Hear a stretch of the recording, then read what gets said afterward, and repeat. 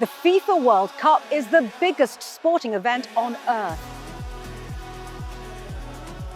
This year, it's being co-hosted by the United States alongside two neighbouring countries. What should be a celebration of the world's biggest sport has descended into controversy.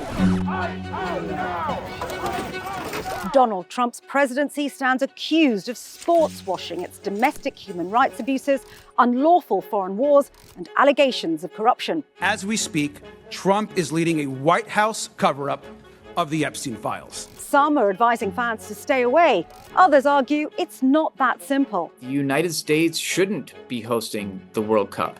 They don't live up to the human rights standards. In today's world, who stops a country with a bad human rights record from doing anything? As the tournament presents the perfect opportunity to put Trump under even greater scrutiny. You're one-sided crooked network. So let's call it quits, because I've had it. All this raises the question, should the US have been allowed to co-host the World Cup in 2026? I'm Sangeeta Maiska.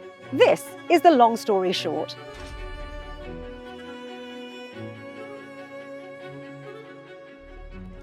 The World Cup is played every 4 years. It's a global celebration of the beautiful game. The countries that host it derive prestige and huge economic opportunity. It's a moment of national pride, where fans see their heroes battle it out on a global stage. And it's where football legends are made. Football's world governing body, FIFA, decides which countries get to host the World Cup, which is played every 4 years. This year, 2026, the US, Canada, and Mexico will co-host the tournament.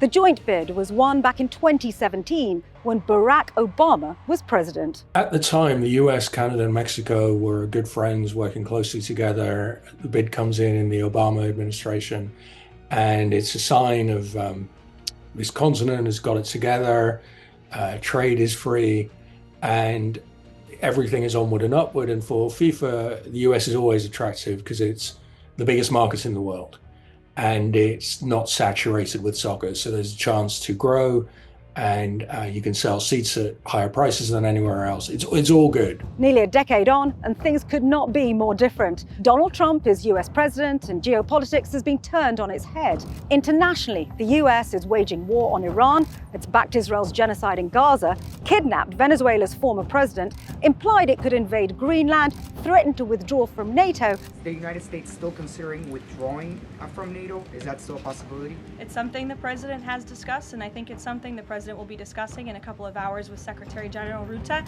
And raised tariffs against its trading partners, including its World Cup partners. Domestically, Trump's presidency has been accused of rolling back a range of human rights to the point where some experts argue the so-called land of the free is marching towards authoritarianism. The United States is in a democracy free fall.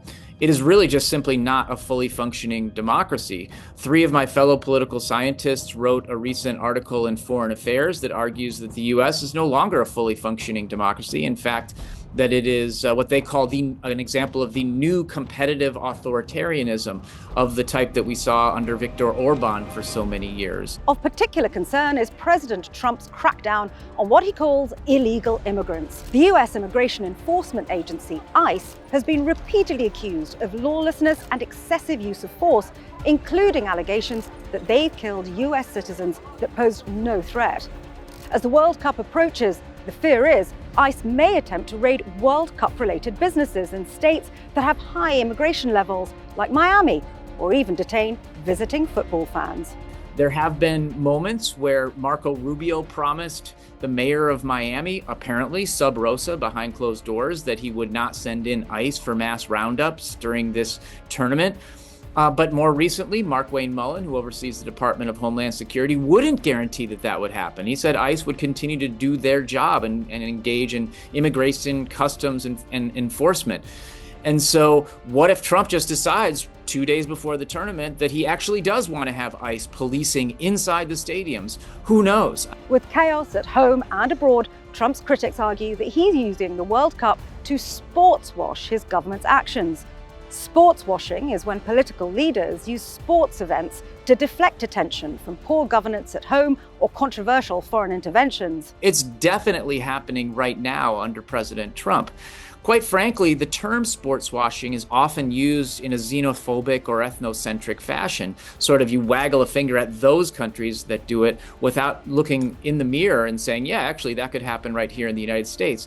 What might President Trump be trying to deflect attention from? Could it be the Epstein files? Could it be the fact that his approval ratings are sinking? Could it be the fact that his efforts alongside Israel and the war in Iran are failing? But not everyone agrees. Instead, they draw a subtle distinction between what's happening in the US and sportswashing allegations leveled at previous World Cup hosts like Qatar and Russia. Trump doesn't want to show his government as nicer and cuddlier than it is. That's not at all what it's about. Trump likes to showcase violence, aggression, sadism, xenophobia. That's sort of what he does on a daily basis. And also, we know everything. There's no probably government in modern history, the history of the world, that in real time has been as closely followed and as well understood. So nobody's going to change their minds about Trump. All this brings us to FIFA's own position on human rights, which is laid out in its official human rights policy document. It reads, FIFA is committed to respecting all internationally recognized human rights and shall strive to promote the protection of these rights. So, how has FIFA and its president, Gianni Infantino, responded to the criticisms leveled at the USA? Today, I feel a migrant worker. They haven't. They just say it's all going to be great, it's going to be lovely, everyone's going to have fun. I mean, most of FIFA communication now happens through Gianni Infantino's personal Instagram accounts, and he doesn't even really speak much to FIFA officials. So it's very hard for them to say what he thinks or what FIFA policy is. Gianni Infantino's role in alleged greenwashing of human rights abuses has a history that dates back to the Russia 2018 and Qatar 2022 World Cups, during which he was widely condemned for closely aligning himself with President Putin and the Qatar royal family. When, last year, he awarded Trump a FIFA Peace Prize, Infantino's critics said his position on allegations of human rights abuses in the US was clear. Gianni Infantino, the president of FIFA, is sportswashing enabler number one for Donald Trump. Gianni Infantino has been there every single step of the way, acting in total sycophantic fashion with President Trump. Whether it's attending the opening of the Melania film, whether it's showing up in the Oval Office and giving him a trophy for the 2025 FIFA Club World Cup, whether it's showing up at his inauguration and standing only a few rows behind former presidents. So the FIFA Peace Prize that was handed to Trump in December 2025 was part of a longer pattern of kissing up to President Trump. There is no suggestion that Gianni Infantino is personally enriching himself via his relationship with Donald Trump. However, what experts do say is that Infantino is a man who actively courts and enjoys proximity to the most powerful people in the world. However, FIFA is also a multi-billion-dollar business, and it's likely that this World Cup will be the most lucrative competition in the history of sport. I don't think FIFA genuinely has much of an interest in whether a country is democratized or not, but what they do have is an interest in making sure they walk off with a big sack of cash. And that is absolutely what's happening with this World Cup. Gianni Infantino, the president of FIFA, talks all the time about how this World Cup will net $11 billion for his organization. $11 billion. I wouldn't be surprised if actually it went more than $11 billion.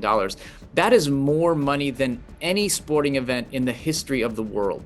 With billions of dollars at stake, fans on their way, and massive building projects now complete, was there any point after Trump took office at which FIFA could have enforced its own human rights policy and prevented the US from being a co-host? The answer is yes. You don't have to have a World Cup in a particular place. You could lower your criteria for stadiums and everything could be a bit less swish, and then you could have a World Cup in Canada and Mexico, for example. There are ways you could do it if you cared about human rights, but the thing is, FIFA has always made abundantly clear that it doesn't care. I mean, otherwise you don't have a sequence of Putin, Qatar, and then now the US can do whatever it wants. With FIFA unwilling to address a series of accusations in relation to American human rights violations, both at home and abroad, should the world governing body have withdrawn the privilege of hosting the World Cup from the United States? Opinion is divided. For quite some time now, I have been arguing alongside my colleague, the great political sports writer Dave Zirin, that the United States shouldn't be hosting the World Cup. They don't live up to the human rights standards that are now installed for World Cup hosts, and it's actually become a dangerous place for people to visit. I wish it weren't the case. I wish ICE weren't running around with masks, grabbing people based on race or the way that they talk with their accents. But that's the situation that we're dealing with. In today's world, who stops a country with a bad human rights record from doing anything?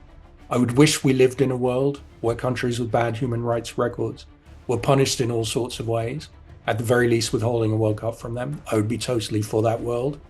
And that is not the world we live in. With even the experts unable to agree about how to approach the question of whether the US should still be hosting the World Cup, the moral question is left to the conscience of individual fans. Should they therefore boycott matches in the US or not? It seems there's no easy answer. A lot of people are waking up to that reality. It looks like the tourism numbers are way down from what we expected.